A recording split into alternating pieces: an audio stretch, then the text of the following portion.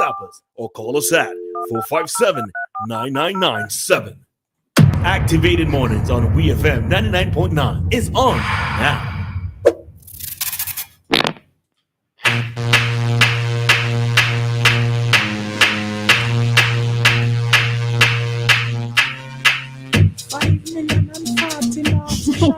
The girl them skillati. All right. Time right now, SPG. It is 7:45, and it is time for us to hear commentary from Mr. Kingsley Defreitas, who is already on the line. Kingsley, good morning to you. Yeah, well, I have to tell you something. I'm in a good mood listening to that song, so I have an open invitation for you, not my other friend, you in particular, because I think by now that you notice I am most often gravitated to you for some reason. I like because I'm multi like you. Yeah, because I'm multi like you. No. I'm making an offer. So I have 2 tickets available to go to Love Bookie. You and I will go, okay? What? Come on now. The answer can't be no. The answer we have to Well. A man who puts down his foot and sets some authority. Go on, Kingsley. I just in the mood. That song is really nice song. You should play for a bit more often. I'm really got to take up with it. But hey, what happened? Good morning to you guys. And I enjoyed Pigeon's presentation this morning because hey, the majority of children who's going to get these financial reward today are poor people children.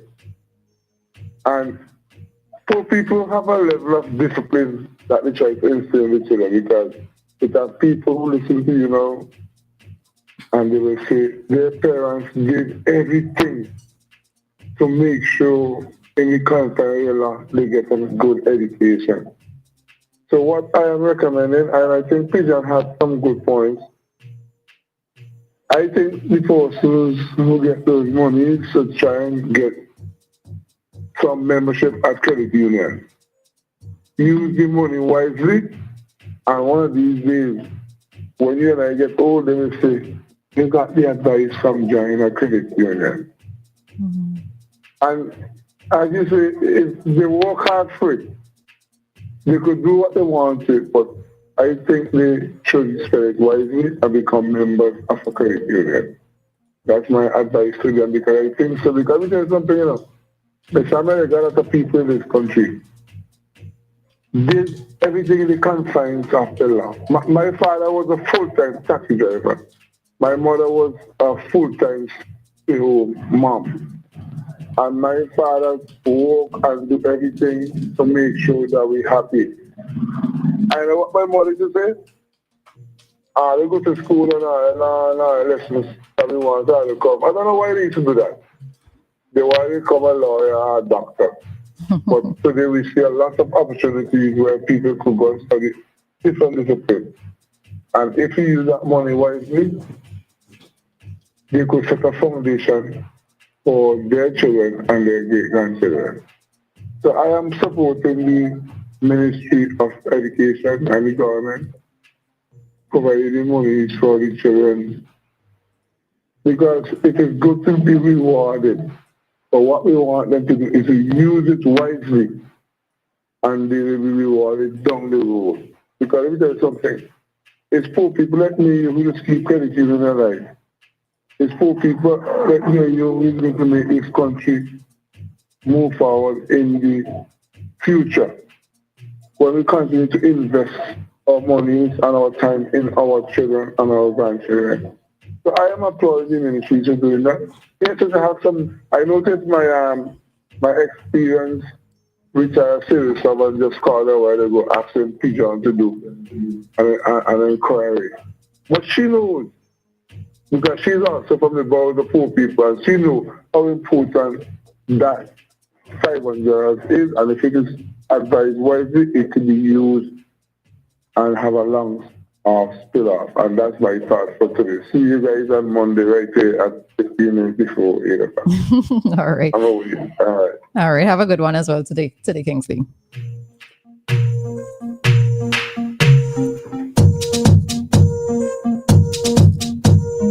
All right, so that was our commentary today from Kingsley, and he was echoing somewhat the sentiments of P. John, but he was asking, should rewarded students be encouraged to join a credit union? So, Dianna, what are your thoughts? Well, before I get to my thoughts, somebody had mentioned earlier, they said it should be placed in a trust fund or reimbursing parents. Let me see what another person said. Or somebody said, I think it should be given to their parents. Well, they were asking what are the ages of the children. I think it should be given to their parents.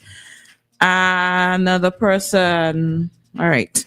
So for me, I don't have a problem with my thing is they work for the money. They were told if you pass a certain amount of subjects, if you pass particular subjects, you're going to be with a particular GPA, you're going to be given this money. The government said they're giving them the money, they get the money, and if I give you something, I shouldn't tell you what to do with it. If I give you something, it's the minute it come out of my hand into yours, it's no longer mine, it's yours, and you're free to do whatever you want with it. So putting it in a credit union is actually a good idea for them. So I believe some of them probably would do that. Some of them would already have, I believe, some accounts from before, and their parents and even themselves would probably just put the money in there. So it's not a bad idea. Yeah, it's your money. Yeah, we know that cash in hand disappears very quickly, very, very quickly, right? And I didn't even think about it, but I do think that giving them a bank account, right? It could be a credit union account. And as Kingsley was saying, credit unions are indigenous here, help to support and help to keep them active and keep them going. It is a good idea. And for me, I think, it might be a little bit better to have it in an account as opposed to giving them the cash in hand, because, by the time you go on the road, and especially for us as ladies, we see one or two top sets, one or two pants, we're going to buy it in no time, some of them before they even reach home this afternoon, the money done, right? So, and I think it gives you a feeling of a little bit of independence in a sense. Now, some of these children are not the age of 18, right? They are going to be 16, 17, 18 and over. And I think having a bank account and knowing that you have an account at a very early age gives you a feeling of a little bit of independence. Yes, you might not have too much money in it, but knowing that you have an account, helps to make you feel a little bit more, responsible. And, at least your future has started off well. I know that many parents, or even godparents, or even relatives, and your well-wishers, just have to extend it further, generally set up accounts for children to encourage them to save. And this is a good way as well to do so, You don't want to see this declining account balance, if you have to see, you started off at a good 500 and no time you reach down to, let's say, to 300. By that time, you try to put a stop on it and try to top it up. So, maybe I think, I am in agreement with that one with Kingsley. I am in agreement, right? So, it might just take a little bit more work on the part of, I suppose it's the Ministry of Education and by extension, I guess, Ministry of Finance, in order to get either accounts started or to find out if children do have an account to put the money directly into that. But, things are online these days. It shouldn't be that difficult in my little head. All right. It's just to read a comment here. It's not answering the question, but this person was just saying, do the people who graduated have the head start to put their knowledge to effective use? Or are we just creating worker bees? The benchmark used to measure a child's education progress. The benchmark used to measure a child's education progress has not changed in decades. This is still a colonial benchmark based on the school they went to, family, social standing in the community, etc. The children still have to fight their way into positions if they don't have the prepared networks and the contacts. That's several things in that. People always saying, okay, so that we're using this colonial method, etc., etc. But, we complain and comment about it. But I'm not sure if there is a perfect education system anywhere in the world, because even if we have to have tailored educational training or more teaching, this is going to overextend the training of or the teaching of education, because you're going to have more teachers. If you're going to have specialized training, you're going to have more schools. So I know that this lump sum training or teaching is not maybe the best thing for many students, and many students, they come to understand or value education or even learning happens to them at a later stage in life. But I don't know, how else can we address it? I hear this discussion all the time, but how else can we address it given that we have so many children that need to have an education? Maybe it takes, so yes, they go to school, they learn, they're taught within the school setting, but maybe the extra effort has to come on the part of the parents, either getting tutors for their children or spending more time with their children. If their children do have developmental challenges or learning challenges, then they would have to have specialized persons. But within the school system itself, given the majority of students passing through the school system, I really don't know how it's going to be perfect for every single child. So, yeah. All right. All righty, so let's head on out of this. So and just to add, somebody said they don't teach money management at school. This is one of life's most important lessons to avoid living off credit, which we are actively encouraged to do at the start of your working life, which is correct. And I am in agreement with that life skills are not really taught in schools, right? I don't know. Did you go to school and you did food and nutrition as compulsory? No. So this is the same thing, right? So things such as money management, yes, you might do it in passing in terms of, let's say, a subject as math, but in terms of doing budgets, in terms of what else we need to do in money? Saving, right? In terms of understanding the difference maybe between taking on something on credit or, on hire purchase, or maybe taking a loan instead of doing something on hire purchase from taking a loan from, let's say, a financial institution.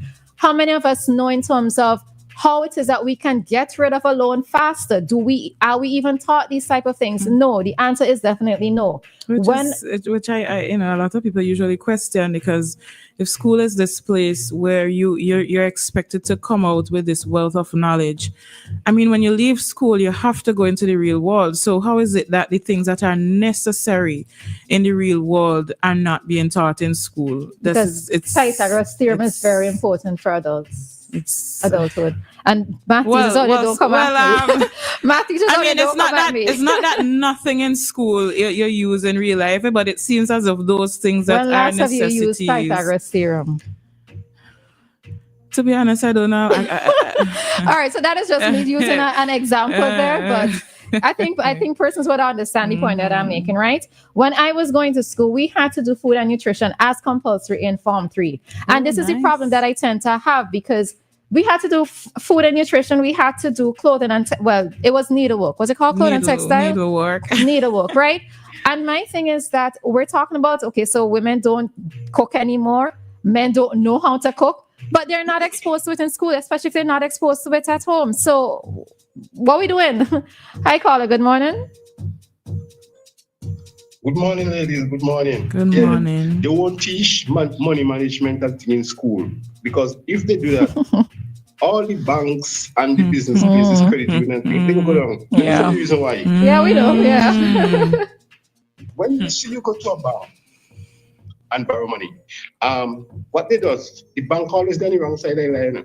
Then give you a nice package, which is wrong information, only for you to borrow money. And then now, when you're ready to pay back, they come and tell you some other expenses add to it. So they always break the contract. You understand? They always. Is that accurate though? Always done the wrong side of the law. How? They give you terms, and of course it's supposed to be based on your truthful disclosure of what your finances are. But if they give you these terms and you're not able to meet them, then it's for you to decline. So I'm not sure about being on the wrong side.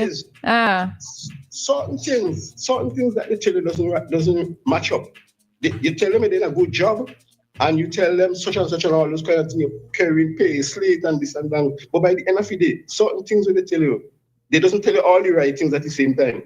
They continue. All the bank of business place, when Sergeant say he deal in respective bank, they take him from here and carry him to Italy, like West LB. They trick him. They con you. You see, that's You see, I don't know if that is what you're saying is fair. I hear what you're saying, but I'm not sure if it's fair, right? Because it's for you to either accept or decline the terms and conditions. If you know you can't make the repayments, then you can't make the repayments. But of course, this is supposed to be based on your truthful disclosure of what your finances are. And in many instances, the banks actually might decline you because of the fact that you are going to be overextending yourself when it comes to paying back whatever responsibilities added to what you already have on your plate. So what it is that I can say is that repayment of the loan part of it, right? Because there are ways that you can do or things that you can do to repay a loan faster. This is probably what not many persons are informed of. But in terms of saying the bank's conning you, I think that's a little bit of a stretch there for me. That's how they do business. That's how they do business. All the banks and things, that's how they do business. They give you nice packages of information. That's how. If all the people of them you ever hear bank taken back to court? Bank never take nobody to court because they are always the wrong side of the law. If everybody who borrow money from banks take them to court, you will see if bank can never go down. You ever hear no bank at all never take nobody to court. They then already do the sell them out because they are always the wrong side of the law. But enjoy holiday. All right, Carlo. Thanks. All right. So as usual, we might not be in agreement with everything that is said, but we will hear you out. All right. Yeah. Any final thoughts, Dianna? Nah, that's it. Nah, not gonna say anything more on that. All righty. So with that, the time here in SVG, it is 8:02, and our time check came to you with the compliments of New Haven Funeral Home. Death